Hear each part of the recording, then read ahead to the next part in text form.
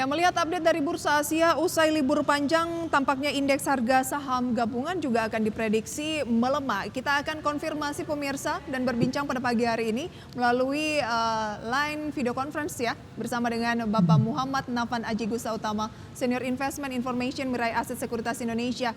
Selamat pagi, Pak Nafan. Ya, selamat pagi Mbak Prisa, selamat pagi pemirsa IDX Channel. Kabar baik ya, semangat baru lagi pasca libur panjang ya. Iya, betul sekali Mbak Terima Prisa. kasih sudah join. Pak Nafan, tapi bagaimana peluang Sama-sama. dari indeks harga saham gabungan kita pasca libur panjang mengingatkan banyak sentimen eksternal, khususnya konflik Betul. antara Israel dan juga Iran yang mungkin memberikan dampak kekhawatiran keberlanjutan yang akan lebih panjang begitu ya atas Mhm, mhm, perang di Timur Tengah ini yang kita lihat mhm. Wall Street semalam kan juga sudah turun dan Ya, betul. Asia pada pagi hari ini kompak juga dibuka melemah. Betul.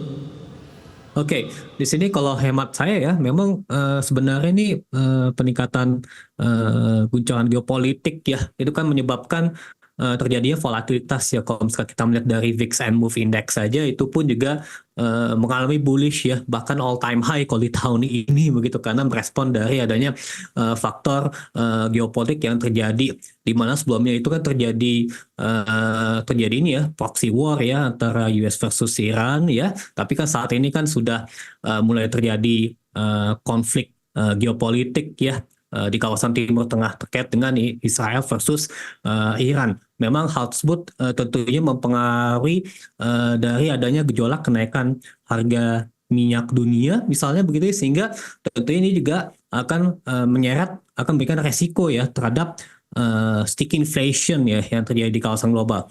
Ada faktor sticky inflation tersebut ini juga akan mempengaruhi dari adanya kebijakan The Fed ya untuk memaintain tingkat suku bunga acuan di kisaran 0,5% ya. Dari sebelumnya itu hingga Juni ya, maka dimundurkan hingga September seperti itu. Jadi dengan demikian, kalau misalkan kita berekspektasi akan terjadi expansionary monetary policy dalam waktu yang cepat, misalnya pada bulan Juni, tapi akhirnya tertunda karena adanya faktor geopolitical tensions yang terjadi di kawasan Timur Tengah tersebut ya, sehingga tentunya ini membuat para pelaku pasar ya lebih cenderung prudent ya, dan bahkan mereka itu mengalihkan instrumen investasinya ke aset yang bersifat safe haven ya, misalnya gold ya. Nanti kalau misalkan kita melihat juga harga komoditas dari gold, kemudian juga ada komoditas lainnya seperti minyak dan juga instrumen energi serta terutama energi ya, itu pun juga mengalami apresiasi ya akibat dari adanya faktor ini ya, terjadi potensi peningkatan kondisi global supply chain disruption ya akibat adanya peningkatan geopolitical tensions tersebut ya, kalau menurut saya seperti itu. Nah, kalau kita lihat kan harga minyak sendiri update-nya pada pagi hari ini memang tampaknya sedikit ada pelemahan begitu ya di kisaran untuk Brent di kisaran 90. Anda melihat akankah ini akan mengalami kenaikan ataukah ya sudah naik kemarin ketika ini kan serangannya terjadi pada Sabtu malam ya. Kemudian pada Minggu ada sedikit pergerakan liar dan gimana target Anda untuk harga minyak sendiri? Oke, sebenarnya kalau menurut saya nanti akan tergantung dari perkembangan eskalasi konflik yang akan terjadi kemudian ya. Kalau misalkan jika terjadi maximum restraint ya terutama oleh kedua kubu tersebut ya, tentunya ini akan membuat harga minyak itu tidak mengalami gejolak kenaikan yang begitu signifikan ya. Jadi artinya akan terjadi koreksi. Tapi kalau misalkan jika misalnya terjadi eskalasi yang terus berlanjut ya, misalnya ya, oke, maka dari itu nanti juga ke depannya harga minyak dunia pun juga akan terus mengalami peningkatan, karena memang saya akui ini kan harga minyak ini kan memang sangat sensitif ya, dimana ini juga berkaitan dengan adanya ketegangan di kawasan Timur Tengah seperti itu. Karena memang kawasan Timur Tengah ini kan merupakan wilayah yang memang menghasilkan sumber daya minyak yang termasuk terbesar di dunia. Baik, Pak Nafan.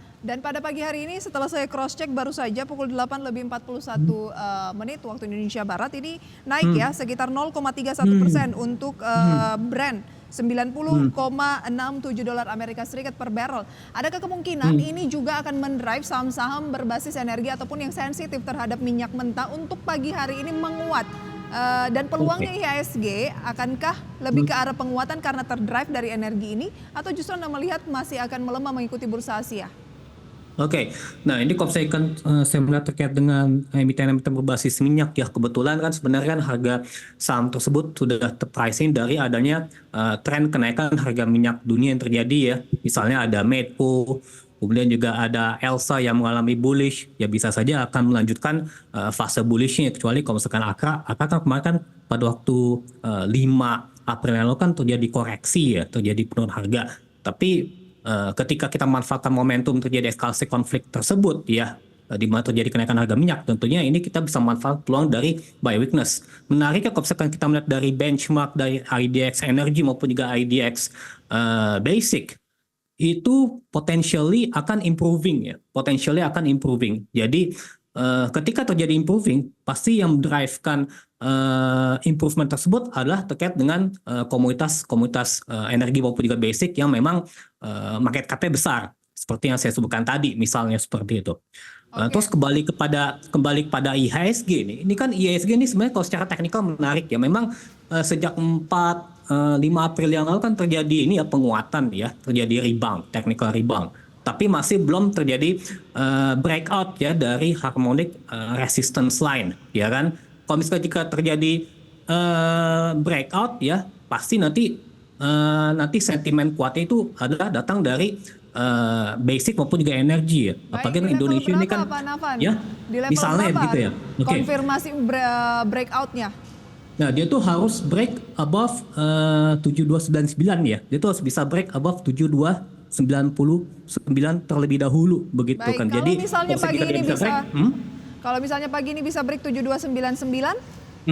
Oke, atau 73 ya. Paling nanti resist selanjutnya adalah level 733 dan 7379. Oke. Seperti itu. Rekomendasinya baik kalau misalnya break atau naik ke level itu pagi hari ini? Oh iya, semestinya kalau hemat saya baik akumulatif buy ya, kalau menurut saya seperti itu Mbak Frisa. Kalau sebaliknya?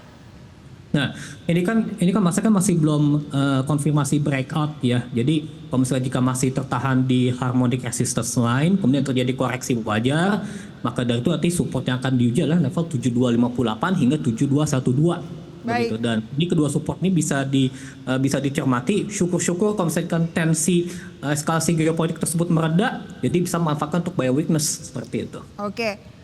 Jadi kalau turun dan eskalasi mereda boleh buy on weakness. Tapi kalau misalnya ini marketnya naik, boleh di follow asal mampu break di 7299 atau 73. Iya, seperti itu Mbak Frisa. Baik.